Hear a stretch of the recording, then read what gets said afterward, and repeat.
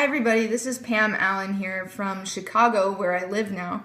I'm Bob's stepdaughter, and because I'm so far away is part of the reason I wasn't able to join this evening, which I really regret. But I did want to join in thanking all the colleagues and friends and family who helped put on this really wonderful event in celebration of his career. I've known Bob since I was about 7 years old, and when I think back about the most memorable kind of experiences of his career from my perspective, I think about the time when I was really young that he brought me to a day of work with him to shadow him throughout the day and at a take your kid to work day kind of thing. And I got to see the inside of the operating room, which at the time and still now, I'm sure, is an incredible experience because you get to see all of these really intimidating, scary looking tools that are used in bone surgery, like saws and hammers and such.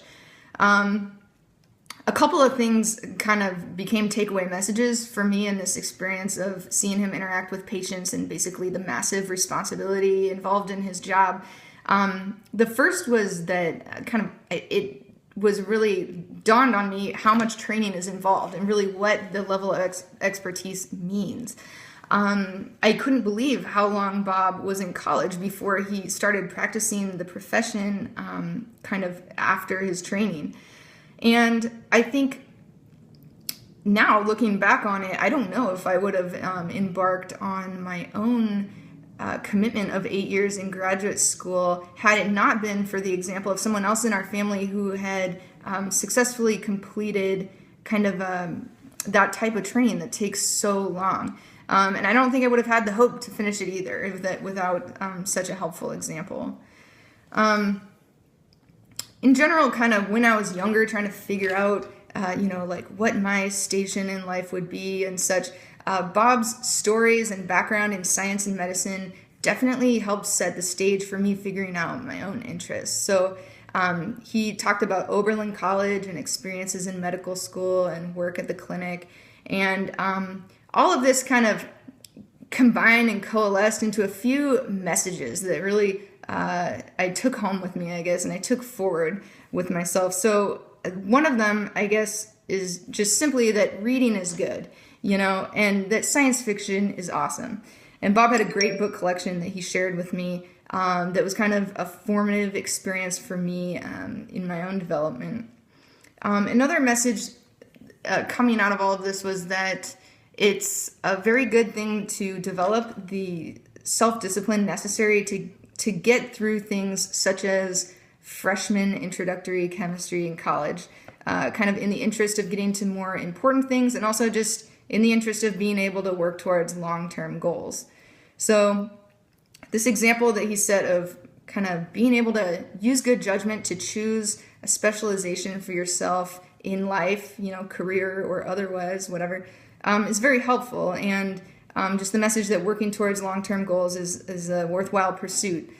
The other thing I would say is that on top of all of this, specialization and authority that comes with being a doctor and such an important professional figure is that I think Bob considered it equally important to all of these things simply to be a kind and respectful person to everybody, and very generous and caring. And this is something that he didn't have to talk about because it was so explicitly obvious in his behavior and in his conduct. The message came across very clear. And as it turns out for me, the specialization that I chose was in social gerontology. So, which is interesting in this scenario because I've had a chance to reflect a little bit on retirement. And one of the things I think about with the prospect of retirement is just this day and age kind of how it can mean something so different to different people and how it really has the potential to be such an individualized experience.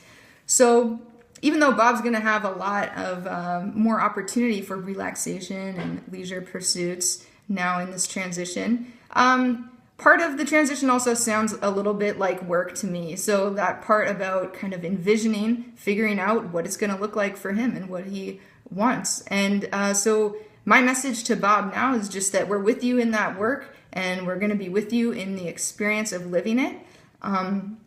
There's a lot to look forward to. So good luck to you. You've set an excellent example of what a successful career looks like, and are certain to do that with retirement and beyond. So thanks again so much, and congratulations, and we love you. I'll talk to you later. Good night, everybody.